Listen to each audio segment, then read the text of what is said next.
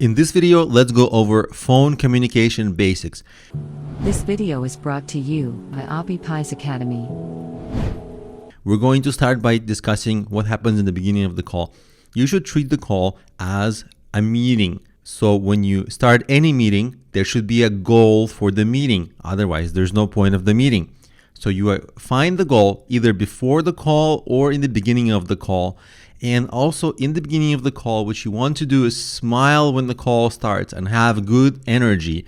That is going to immediately start the call at a positive level in a good way and in a friendly way. And that represents a great start for the call. So smile, be enthusiastic when you answer the phone or when you call. That's the first thing. If you're answering the call, you would say something. Hello, Alex Kanadinik, that's me. So I would say, Alex Kanadinik speaking. How can I help you? If I don't know who is calling. If it's a generic answer, you'd say, hi, you reached something company. How can I help you?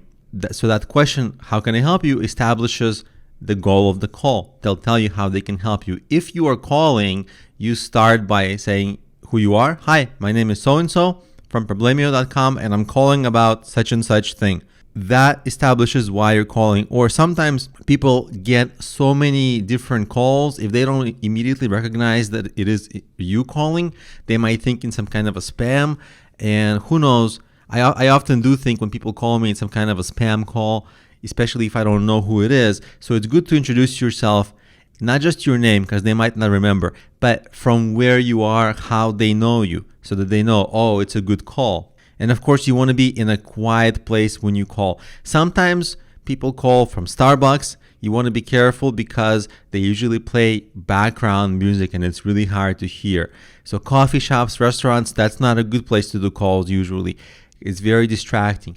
At times, I do calls while walking. It's very distracting. Also, I kind of make it work by apologizing a ton, but it's not ideal. Sometimes people do calls while driving.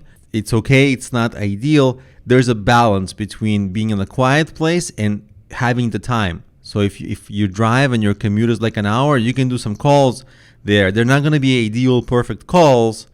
It's maybe a little noisy. You maybe can't look at a computer, but you can devote an hour to that person where you might not be able to devote an hour to that person otherwise. So if you can try to be in as quiet a place as possible.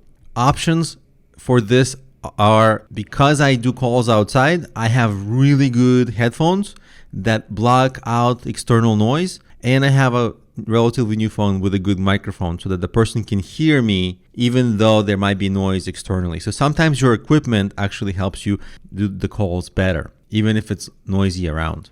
Now, let's talk about what to do during the call. So far, you've started the call well, you've established a goal for the call. If you haven't established a goal for the call by asking, how can I help you? Just make sure you at some point identify what's the ideal outcome of this call. For you, you should know what the ideal outcome would be, and you should definitely ask your conversation partner how you can help them and what you can need. And if they're vague, ask again. Just make sure, because you want to make sure that you get them to a good place by the end of the call. So as you talk, keep smiling. It's easy to stop smiling because you know they're not seeing you, but keep smiling because they can hear that in your voice. And address the person by name. That's a common phone conversation technique to make the call more personable, because sometimes just having a call is not that personable. And if you can say, Steve,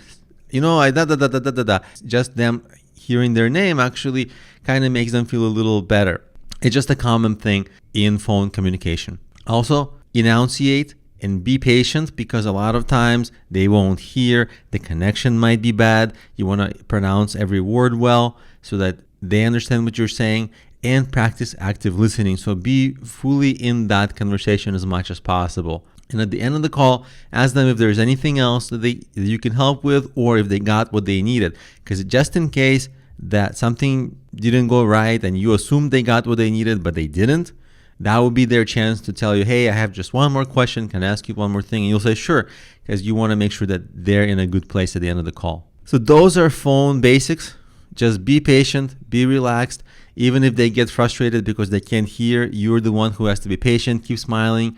And as long as you do active listening, you shouldn't test their patience too much, because you'll be on top of the conversation, and you'll be addressing what they need and providing that for them.